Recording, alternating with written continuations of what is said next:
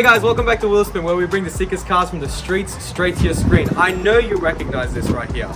We've reviewed this and we had a lot of fun.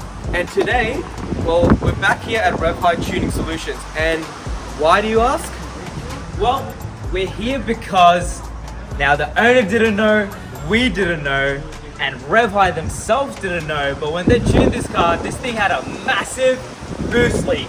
And now that's been rectified, it's getting a retune. Now stay tuned for some crazy, awesome fun with this SV6. The reason that it is very interesting is because this made 315 on the dyno with the boost leak. So we're keen to see what it's gonna make without the boost leak.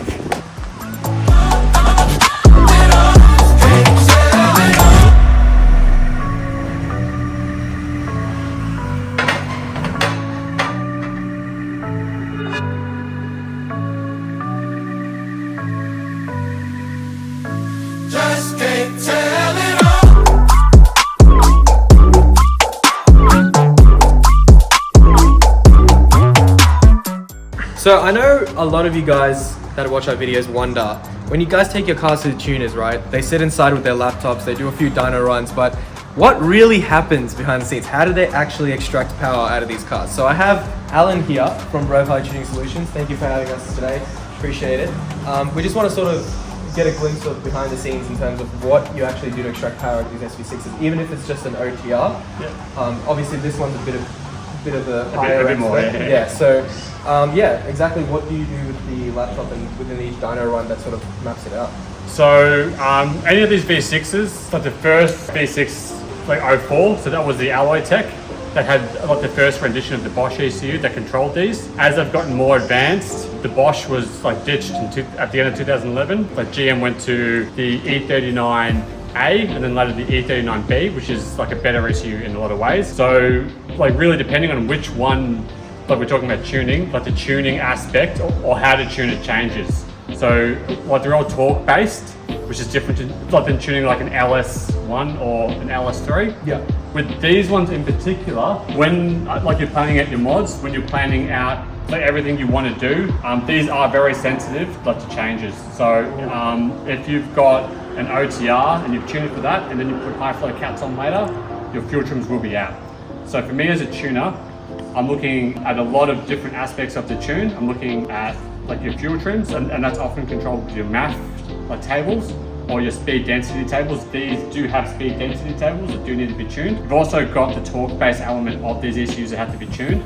So these limit torque a lot and there's a bunch of different tables for that essentially has to be tuned. And as you go up from like an OTR and then an exhaust into like a full on like boosted setup, it just becomes more of the same. So do you reckon the ECU sort of limits how capable these motors really can be? Not if they're tuned correctly.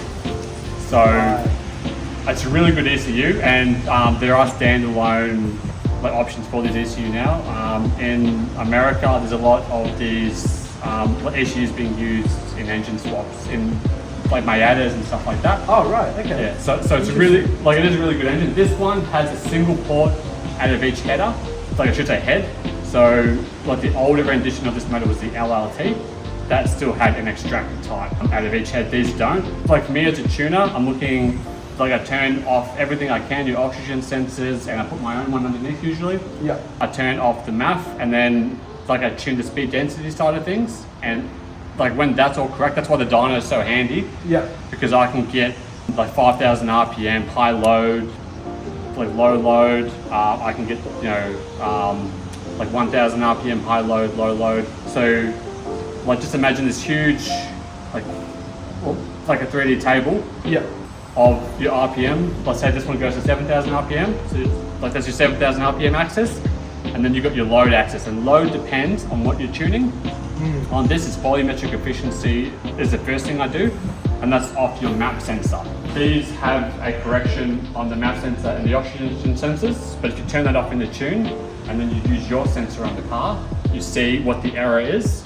Right. And the error is the amount of air-fuel ratio or lambda that it's out by. Like this car, let's say, like I've recently tuned it, now we've fixed the boost leak, so there's more air coming into the motor now. So there's going to be, like, it could be at 10% on the fuel trims, could be at 15%. So I'm going to go and like turn off his MAF sensor, his oxygen sensors, and I'm going to see how much it's out by on the volumetric, like efficiency side of things. And then once that's done, I'm going to turn like the MAF sensor back on, and I'll be doing that on the MAF sensor as well. Right. Because this still retains the MAF sensor. Okay, cool. Even though it's on the boost side. When it comes to these engines, like the ECU seems like it's got a lot of tuning capability. It does, yeah. Yeah, but how come you think a lot of people don't really take that path for these cars? Because back when I got mine, and you know, everyone that sort of had these cars, SV6s at the start, they get the OTR and then sort of it seizes there when it comes to sort of pushing it further.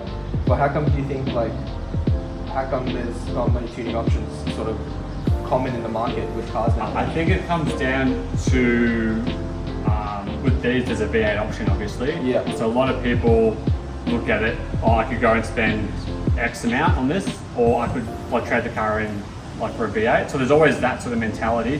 Whereas a lot of other cars that are coming out, they've got the one option, and everyone's got the same car. So I think just with the numbers of people that are interested in doing things, I think as these become more old, and obviously like they're not being made anymore, a lot of people don't want to be like driving going into V8. So I'm finding the last 1 or 2 years, it's becoming a lot more common. Yeah.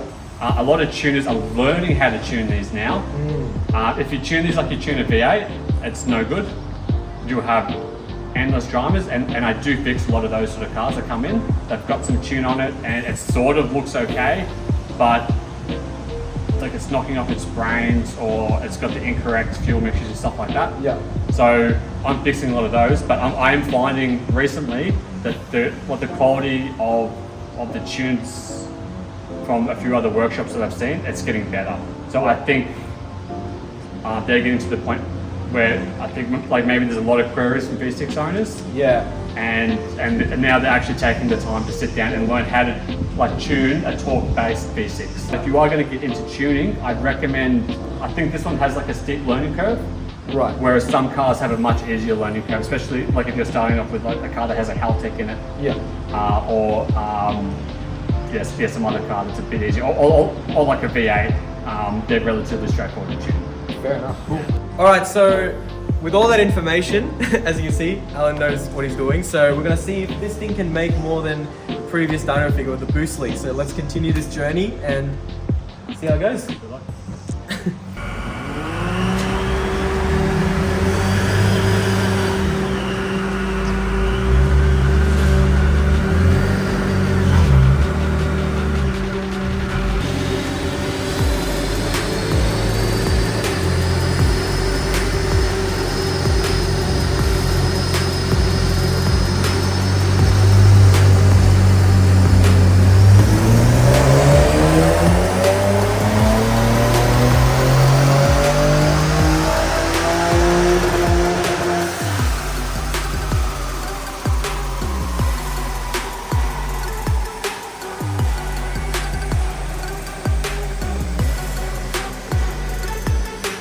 So we just finished up with the first run of the car. Now there's been no changes to the tune that's previously on the car.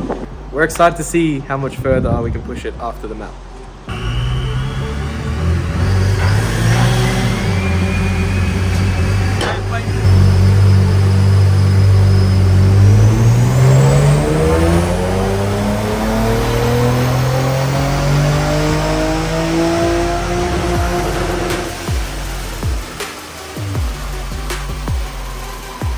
So, the final dyno run is done. I want you guys to comment below. I'll give you guys 5 seconds to guess what this car made. You guessing it? You commenting? You commenting? Alright. Whichever one of you guessed 324 kilowatts and 615 newton meters got it absolutely right. That's exactly what this LFX SV6 did with just the supercharger kit. So, now we have to do another review, don't we? Do you guys want to see another review? Let us know. Comment down below. So that brings us today to the end of the video. We hope you guys enjoyed. I want to give a big shout out to these two people right here. Alan here from Revhigh Tuning Solutions. If you guys want to check out more of their merch as well as book your car in to get a tune, link will be down in the description below as well as their YouTube channel. And we have Carl here, the owner of the car, OSRS Outdoors on YouTube. That'll be linked down below in the description as well. Quick question from the cameraman, Alan. People want the sick ass hoodies. Where do they go? Just on revhigh.com.au, there's a tab more. You click on that and you'll see a merch tab. We got a lot of different like shirts, hats. We've got air fresheners now, and there's heaps more coming out in the coming months. So yeah. Thank you guys for tuning into this sick video. Make sure you guys like, subscribe, and comment, and we'll catch you guys in a bit. Peace out.